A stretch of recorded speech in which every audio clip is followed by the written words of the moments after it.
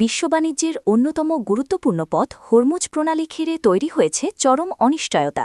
সাধারণ পণ্যবাহী জাহাজ থেকে শুরু করে বিশাল তেলের ট্যাঙ্কার সবকিছুই এখন বড় সংকটের মুখে দাঁড়িয়ে রয়েছে।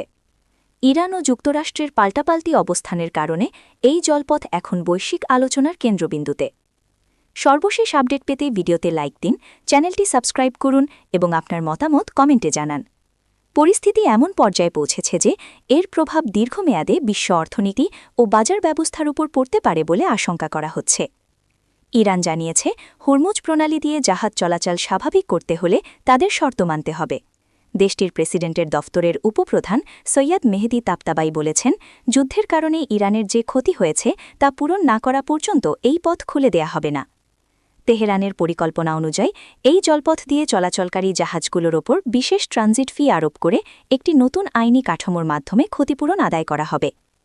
এদিকে মার্কিন প্রেসিডেন্ট ডোনাল্ড ট্রাম্পের পক্ষ থেকে আসা হামলার হুমকি পরিস্থিতিকে আরও জটিল করে তুলেছে। ইরানের পক্ষ থেকে বলা হয়েছে, এই ধরনের বক্তব্য রাজনৈতিক হতাশার বহিঃপ্রকাশ এবং বাস্তবসম্মত সমাধান নয়। এমন আরও আপডেট পেতে লাইক, কমেন্ট ও সাবস্ক্রাইব করতে ভুলবেন না। জাতিসংঘে ইরানের মিশন জানিয়েছে, বেসামরিক অবকাঠামো লক্ষ্য করে হামলার হুমকি আন্তর্জাতিক আইনের লঙ্ঘন এবং এটি যুদ্ধাপরাধে শামিল হতে পারে। অন্যদিকে বৈশ্বিক শক্তিধর রাষ্ট্রগুলো পরিস্থিতি নিয়ে উদ্বেগ প্রকাশ করেছে। চীনের পররাষ্ট্রমন্ত্রী ওয়াং ই রাশিয়ার সঙ্গে আলোচনায় বলেছেন, কেবল যুদ্ধবিরতির মাধ্যমেই এই সংকটের সমাধান সম্ভব।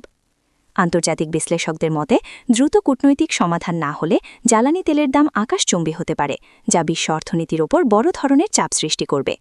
সব মিলিয়ে পরিস্থিতি এখন এমন এক পর্যায়ে দাঁড়িয়েছে যেখানে হরমুজ প্রণালীর ভবিষ্যৎ নির্ভর করছে কূটনৈতিক সিদ্ধান্তের ওপর এবং পুরো বিশ্ব তাকিয়ে আছে সম্ভাব্য সমাধানের দিকে।